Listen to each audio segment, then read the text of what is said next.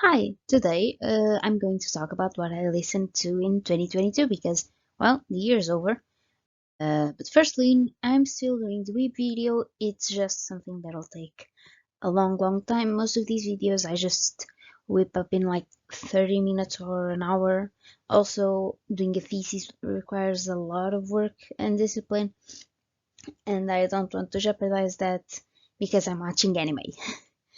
As a side note, doing a deep dive in on each thing I mentioned here could be fun, but I don't know what the future holds. So, my top artists, number one was Joji, number two was Nitsuki, number three was Louis Zhong, I think that's how you pronounce it, that's how I'm going to pronounce it for the remainder of the video.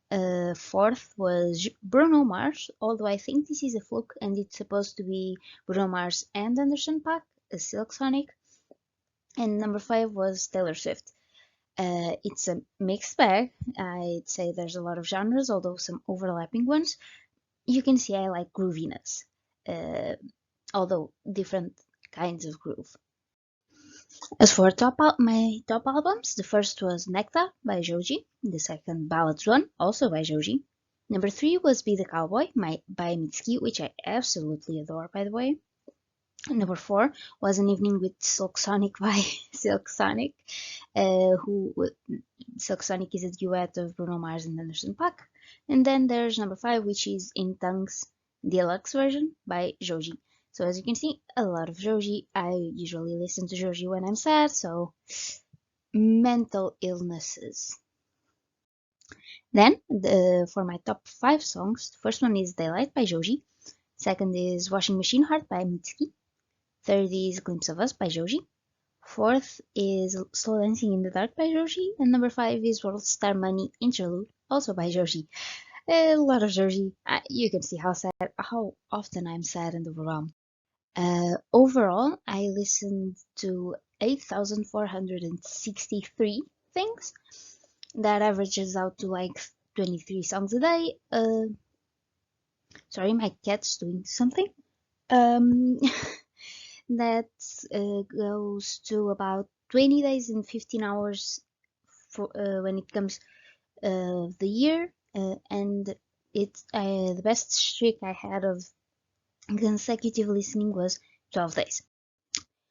Overall, I listened to more stuff than 60% of Last.fm users, and January was pretty strong. It makes sense because you can kind of see when I'm the most busy because I usually listen to music when I'm working. So January I had a lot of exams, and yeah. Uh, when it comes to tracks, I listened to 5,023 different ones. I listened to Daylight by Joji the most. However, the Adults Are Talking by The Strokes was on repeat. I don't know what Last.fm means by that. However, I did listen to a lot of The Adults Are Talking, mostly on repeat because it's on my event playlist and the playlist's pretty short. When it comes to albums, I listened to 3,460 of them. Uh, top one was Nectar by Joji, and on repeat was Arcane's original soundtrack. I love Arcane. I didn't know I was listening to it that much, but to the soundtrack that much. However, I do think I repeated the playlist a couple times during the year, especially on my Arcane binges, which did coincide with when I had COVID, so it's all connected. As for artists, I listened to 2,327. My top and repeater was Joji, and once again, I play him when I'm sad and overwhelmed and everything sucks. When it comes to new artists, I was listening to new artists to me. They were about 76% of what I listened to, which is pretty good, I'd say. The showcase was Free Nationals, who I adore. I love Groove. I love Anderson .Paak. He's wonderful. New albums to me were about 87% of what I listened to. The showcase was also Free Nationals, self-titled, so Free Nationals by the Free Nationals, which I also adore. Shibuya is wonderful. It's groove.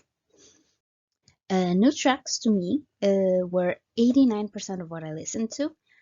Showcase was Glimpse of Us by Joji, not because I'm basic, but because Joji has been my top artist for like 3 years, I think. And when I saw that he had released something new, I just binged it for a couple days. You might have already guessed what some of my top tags are, but they are number one is R&B. Thank you, baby. Basically, my boyfriend showed me what R&B was, and you know how I love groove and stuff. And I'm overall pretty bad with genres, but I know I love R&B, and I know what name it is. It's R&B. I usually just call it groovy, but it's R&B. Number two was pop. Number three was lo-fi. Number four was jazz, potentially because of my cooking playlist. Number five was electronic. I'm assuming either because of 80s pop or because it's tagged as some subcategory of lo-fi. To note that lo-fi is usually the stuff I listen to while I work, so you know, stuff. When it comes to my active hours, you can basically chart my work hours. I usually work in the morning, also tend to work in the evening, but however, I do also sometimes have classes in the evening, so I'm not working. And also, I forget to put music on because I just left lunch. Anyways, my most active hour is 11, which makes sense because I think sometimes I wake up at 7, others at 9, others at 10, and I think that 11 is like the hour.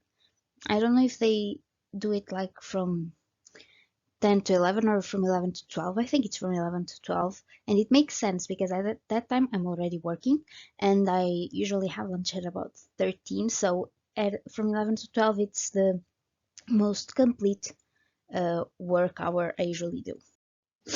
When it comes to my listening week, I listen to music on Mondays the most. Makes sense. It's often my strongest work day, and Saturday was the day I listen to stuff the least. It makes sense. I usually don't listen to music when my boyfriend's over. So, yeah.